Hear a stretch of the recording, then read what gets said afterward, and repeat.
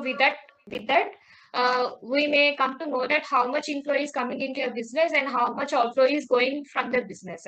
So that is why I wrote what is an inflow and what is an outflow. Now I'll give you examples for this inflow and outflow so that it will be more clear for you. So here I am.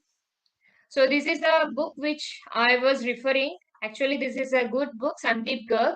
And if you tell me, we'll follow that book which you are comfortable. As you said, the board was different for you, so that in the upcoming classes, we'll discuss the board which you are from, and the books also. The board which follows the specific book will follow that only. Okay.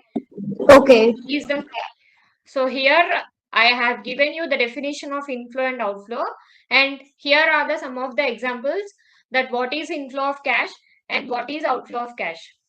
So these are the examples. So for example, here what they have given, cash sales. That means uh, this is an inflow. Cash sales is an inflow. Can you tell the journal entry for this cash sales? What? Journal entry. I mean, journal entry and ledgers also there in your syllabus, right? Yeah, it's If you know, you can. Otherwise, I'll tell. no, I don't know about that. Okay, no issues.